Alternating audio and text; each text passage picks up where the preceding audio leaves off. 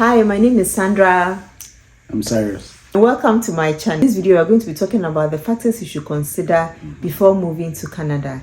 The note is that this video is not to encourage or discourage anybody, but to give you pointers to help you to come to a decision. Since our last video together, we've had a lot of questions about what to consider if you are thinking about moving to Canada. So we thought to make this video to discuss the factors that we considered before moving here, and we hope that it will help you to be able to make that decision for yourself and for your family. Yeah, absolutely. So first off, is moving to Canada relevant to your personal and career goals? Every time we wake up, we hear somebody has moved to another country, right? And there's a temptation to think, oh, let me also explore this. But I need to sit down and do a retrospective of yourself, of your current circumstances, of your family circumstances, and think about it. Where do I want to go with this journey that I want to embark on? I think one of the driving forces, or one of the most important things any individual or family would want to look at could be career, right, or even personal goal. What profession you are in, for example, is it in demand out here in Canada? If it is, what are the skill sets that you've developed over time to be able to, fit into the professional setting over here, right? That's very important because, for example, currently healthcare is in demand. I think I saw data yesterday that suggested that over the past 3-4 years, certain careers that we thought were in demand actually are in decline. You get it, but certainly healthcare is in demand. And again, under healthcare, what's the profession, right? Which specific profession are in demand? Are in demand. So your own objectives, right? Regards your career, regards your family, and make sure that it makes sense after thorough research, exactly. To see how far you've gotten to maybe in Ghana, in Nigeria, or whatever it is, wherever it is a country, or in India, right? And does it make sense that you should move? If I move, how can your career grow? Exactly. Yeah. Exactly. And if you're moving for your children, you're looking at maybe your objective is to get a better education for them. So what you are getting in your home country versus what you are coming to get here, you make that analysis and decide that, okay, is it worth it to move the children here? Will they be at an advantage to move here or not, right? And personal goal, part of the self-development. So if you want to come here and study, then it's part of your personal goals. You feel that the courses here are more relevant or the teaching style is more relevant for you, then that is part of your personal goal. If you want to pivot into a new career and you feel the industry here has more opportunities or more advantages for you to move here, then yes, that aligns with your personal goal. So yeah, it could be a lot of issues, a plethora of things, to consider. But for the purpose of this video, at least just to touch on the fair few points. Career, your personal could be, yes, family, right? If you're a family, if you're an individual, yes, then it becomes on the individual level.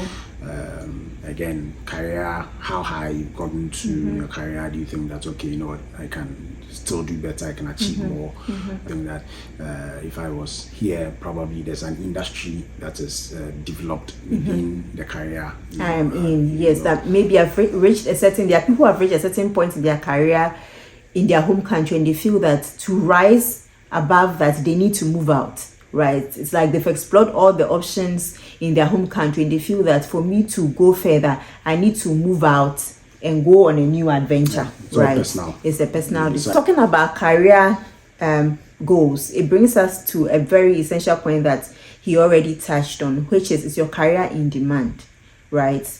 A lot of people are under the impression that there are jobs in Canada, but if you come and you don't come strategically, you'll be left wanting. So like my husband mentioned, you need to do your research. If you're in healthcare, if you are in construction, if you are in STEM, find out what jobs are in demand in Canada, right? And even with that, you also need to know what certifications are required of you. Are you willing to go through that certification to establish yourself here? Otherwise, if you come and your career is not in demand, are you ready to explore the likelihood of pivoting into another career in demand? And that's very important because, otherwise then, unfortunately, you have a fair few who will come in and be shocked. Because, for example, you need to be sure that you have also prepared yourself well. If there are certifications like you mentioned, for you to get, right, then it's important that you get these certifications or start the processes for getting these certifications before you come in. I mean, if it's possible for you to complete the certifications before. There are some of them that you would have to be in here to complete, like, for example, a neighbor, right, who's come in from another country, and he needs to, settle in the construction industry. And because of his background, he needs to get certain certifications in health and safety before and all that, and that takes time, that takes money, there's costs associated with all that, so it will be important that all of that is, you factor that in before you come, so that when you arrive, you are not in shock. I'm here 3 months, 6 months, I don't have a job. But when you come with a plan for your career, you are more likely to succeed. Right, so all these things are important to help you succeed when you have decided that it is right for you to move to Canada, whether by yourself or with your family.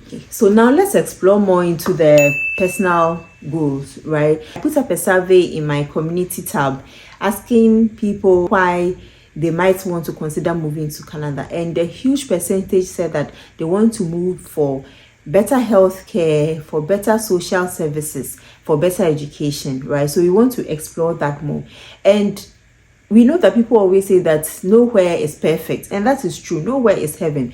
But in this situation, we want you to compare with your home country and coming to Canada, right? That is what will help you to make that decision, because every system has its weaknesses and strengths. So you need to look at it and decide that, is this what I want for myself or for my family? Because if, on the one hand, we just spoken about healthcare professions being in demand. They should tell you that there's a lack of nurses, doctors, pharmacists, etc. So if you are a citizen here or a resident here, right, and you need to see any of these people, these professionals, right, then there's a long waiting time. So I mean, back home, you don't even need to book an appointment. You just call and check is this doctor available. Right, we just walk straight to and see the pediatrician or the gynecologist. Yes, there are things that would be emergency. That's different. You get into emergency departments, and then things are sorted out. But apart from that, you would have to book. So with a general checkup, for example, you book, sometimes it will take you like 2 weeks, 3 weeks. Even to go to a labs, you need to book. Exactly. You can walk in, but the queues are long, so you may want to book. Appointment and all that. Yeah. So the same advantages that if you're on the other side, if you are looking to come in, right, would make it possible for you to come in. Tend to also serve as a disadvantage for someone who is in here. If you are talking about the healthcare as an example. So, like Sandra mentioned, you need to weigh both, and then decide the access to the healthcare worker, and then the quality. Versus not getting ready access, but quality, there's quality. Because for example, we recently had a general checkup done, by a family doctor, which is done yearly, and you are checked from head to toe, your ears, your scalp, everything, all your labs, your heart, to detect if there's any problem, and then they'll catch it early, and we got all that for free. But like we are saying, there was a wait time, so you need to book, and it took us about 2 weeks to see a doctor. We were lucky enough to get a family doctor within our first month of coming here. Others have had to wait longer, right? So like my husband, like Cyrus is saying, you need to compare easy access versus quality in your home country and then here, right? For us in Ghana, sometimes the quality may be lacking. So you compare it to over here and you decide that, okay, if I'm looking for better healthcare, I know that if I have an emergency and I need blood donation, I don't have to bring somebody else to donate before I can get the blood that I need. So these are some of the things that you need to consider. If I need a certain kind of surgery done, can I do it easily here as compared to my home country? If I go to the hospital, can I get a bed as compared to my home country? So these are some of the things that you need to consider and weigh the pros and cons. So for somebody, healthcare may be a very huge determining factor. Now let's talk about security. Security is also a very huge determining factor for other people. Yes, we know there's crime everywhere, but if you compare the crime rates in different countries, you know that Canada is one of the safest places to live in. Yes, of course, for people who are residents here, crime is an issue. Nobody's going to lie about that, right? But you're comparing it to where you are coming, whether you're coming from a war-torn area or where there's a lot of corruption or where there's a lot of police brutality or whatever it is. You have your reasons for comparing the two countries and deciding that, look, based on security concerns, I feel that my family and I are safer over here. It's individualistic because different people and different individuals have different levels, thresholds. For someone who comes from a war-torn country, another country that has probably relatively lower crime rate to be having, for someone who is born in a place where, like Ghana, for example, and you can't. It's all individual. Yeah, you read, see what for you safety looks like. For what's you, the definition of safety? Exactly. What's how does that feel for you? You want a place where you don't need to put a huge wall around your house with an electric fence, but I want a place that even if there's a short wall, you know that you are safe, and that is relative. We are not saying that a place you don't have a wall, or a place you don't have a wall. We don't have a wall around our home. You just lock your door and you are safe, right? Even though yes, there's crime. Nobody's saying that when you come to Canada you should relax and just leave your door open because there's no crime. No, you still have to be safety conscious, but you are comparing the two, right? Do you need padlocks and all that? Or you want a place that's safe? So it depends on where you are coming from and what what seems safe for you. Yep. And let's talk about one of the most important things: financial planning. Do you have the financial strength? Have you planned enough to face the financial difficulties and changes that will occur when you move to Canada? The exchange rates from your home country, if you are bringing in funds from your home country into your bank account in Canada, you know that you're going to be buying groceries in Canadian dollars, you're going to be paying your rent in Canadian dollars, all of that, right? So even if you're going to be living with family, you can't live with family forever. So you need to have that plan ahead. When you come and for 3 months or 6 months you don't have a job, or you're still doing your certification like we are discussing, how are you going to manage that? If you come with your kids, how are you going to manage that? The children need to eat, they need to wear clothes, you need to buy clothes for fall, for winter, all of that is a lot. So you need to plan your finances. Those who designed the express entry, for example, the permanent residency pathway, did a lot of economic projections, and based on that we'll give recommendation on how much you should move in, right, based on your average family size, and the expenses that they anticipate you will be incurring, right, within a certain space of time without a job. So if you have that, right, based on the recommendations they give, I think that would be good. It will help you. People think that IRCC saying that you should bring in a certain amount of money for your family size, for example, is just for the papers, but in actual fact you need that money when you come in, right? We have some people who come in and they already have jobs, right? So they come in as maybe temporary workers, so they come in as PR but they already have a job, so their settlement is a bit easier, right? But if you are coming in and you don't have a job yet and you're not coming to explore, it is very important that you plan ahead. You know what the cost of living is and you budget. If you have a business in your home country, we won't advise that you shut it down totally before coming. You can keep it running gradually on the side and then maybe be using some of the money from there until you're able to settle down completely. Clearly you can have savings and then look for savings that insulate whatever amount that you are saving from any forex losses, depending on which country you're coming from, right? So that you can have the value of your money intact at the time you are taking the final decision, and then by the time you are moving the money into your Canadian bank accounts, right, it's still value. So the expenses that you pay that will be directly debited from your bank account. Yes. When the time is due, it's due. You have to pay your rent, you have to pay your insurance. and you have to pay your bills, they are building your credit score. Exactly, and all of that will, affect it. Yeah. So it's unlike in other countries, it's almost essential to own a car. Yeah.